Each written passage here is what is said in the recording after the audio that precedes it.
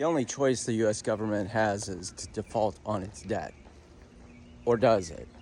To get out of debt, the U.S. government, which is 35 trillion plus, the House just approved a $3.8 trillion increase in debt over the next, I believe, till 2033 is projected.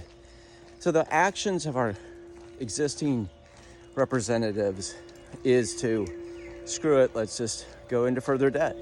Well, how do you get out of debt of this magnitude? Well, you could default.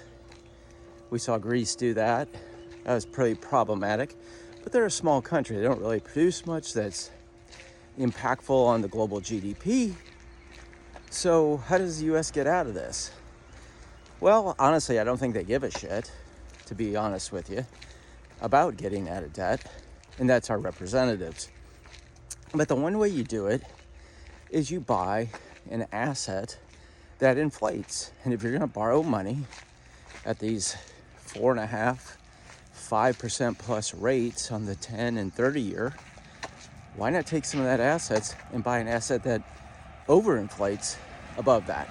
This is the argument for Bitcoin. Bitcoin is a limited amount. The last Bitcoin that will be mined is 2050. And the fewer and fewer that are available on the market creates less supply. And as we go into further and further turmoil when it comes to our national debt, rising Treasury rates, rising global rates, Japan prime example, as long as that continues, people are going to seek out an asset that isn't attached to human beings' decisions like government decisions or central bank decisions. They're going to buy an asset that is limited in availability and has no monetary or governmental inflection or what's the word I'm looking for? Manipulation. And that's Bitcoin. Now, I know a lot of you will be like, Bitcoin's a piece of shit, and that's not that's not a real asset. But let's compare that to the Japanese 40-year bond. What is it benchmarked against? The good faith and credibility of Japan? Is it based on the availability of a backing with gold? No, it's credibility. And the U.S. government is in the same predicament. We came off the gold standard back during Nixon administration because we didn't have enough gold and we were printing against an asset that we didn't own.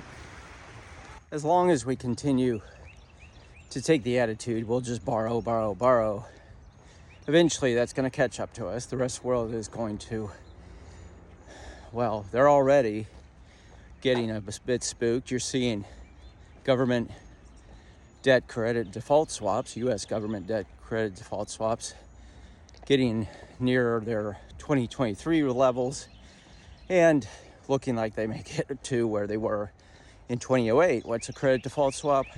That's the insurance policy that you buy on your U.S. government debt or any other debt instrument.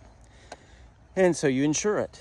And we saw that during the great financial crisis. A little bit of that scare during the 2023 year.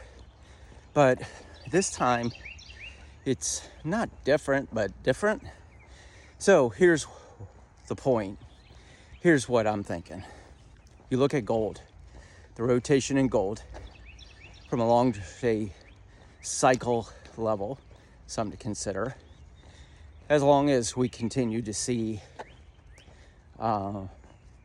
yields go up on government debt, you should be concerned. You should park your money where it is best safe. Unfortunately, the US dollar is devaluing once again, and that brings into question, is that safe? A lot of things to think about. So I look at this as an incredible opportunity to risk manage and to utilize my macro and swing trading capabilities. And you can learn more about that on the Morning Edge each morning. Click the link in the profile to learn more about that and what we do there, but also become more informed. And always, always, always live loud. See ya.